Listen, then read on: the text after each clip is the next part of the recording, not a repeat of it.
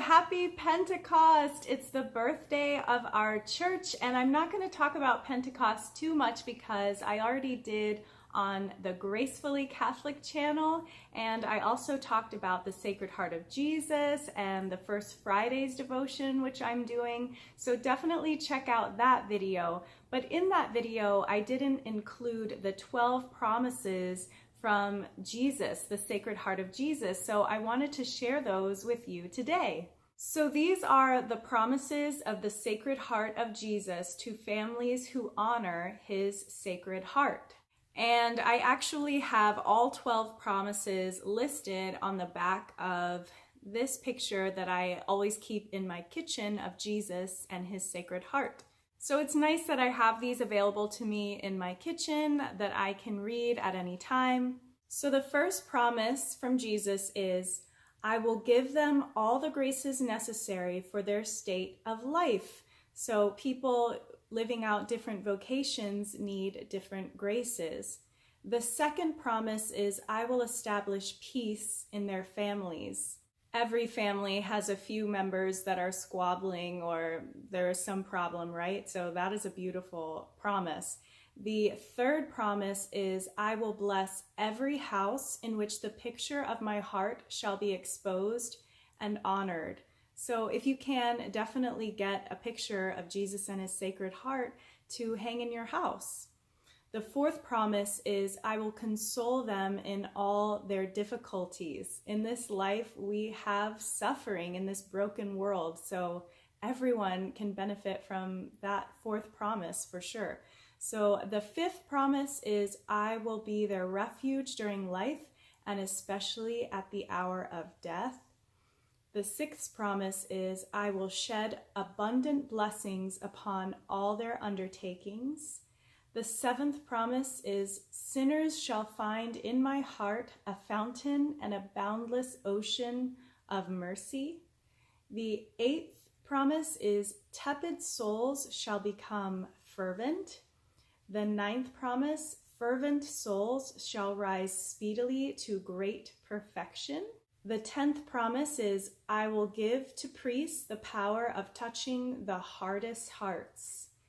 The 11th promise is, those who propagate this devotion shall have their names written in my heart, never to be blotted out. I love that. I love that my name is written on Jesus's heart, and it gives me a lot of comfort for suffering in this life and also for when I leave this life. I have that comfort that my name is written on Jesus's heart. And finally, I promise thee in the excessive mercy of my heart that my all-powerful love will grant to all who communicate on the first Friday of the month for 9 consecutive months the grace of final penitence.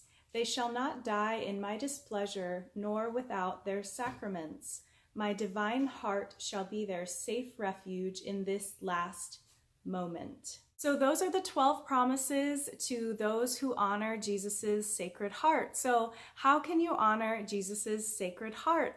I've linked a bunch of different ways below this video. There are prayers to Jesus's Sacred Heart, the litany to Jesus's Sacred Heart. There's the act of consecration to the Sacred Heart of Jesus, the scapular of the Sacred Heart of Jesus. You can have a photo of the Sacred Heart of Jesus blessed and hang it in your home. There's also the enthronement of the Sacred Heart of Jesus, which is a ceremony where a priest or the head of your household consecrates all of the members of the household to the Sacred Heart of Jesus.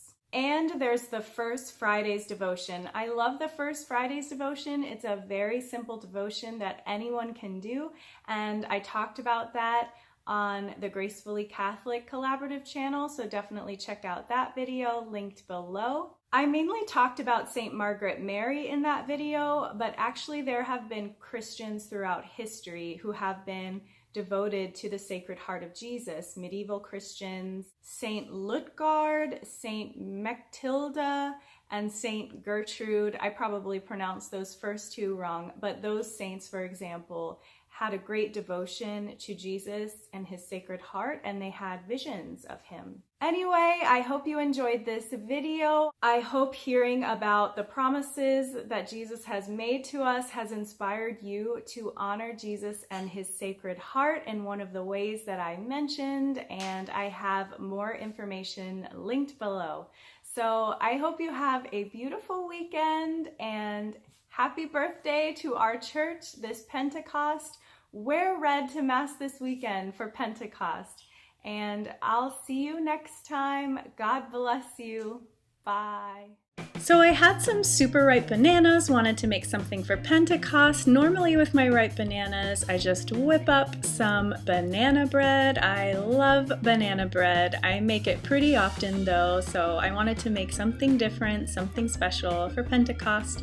So with my bananas, I made banana muffins and put some chocolate chips in them. I was kind of rushing before Mass, so that's why they look a little bit of a hot mess, but they turned out so good. They just look a little weird because they're round at the bottom and square at the top. But anyway, I hope you celebrated the birthday of our church, Pentecost. God bless you. Bye.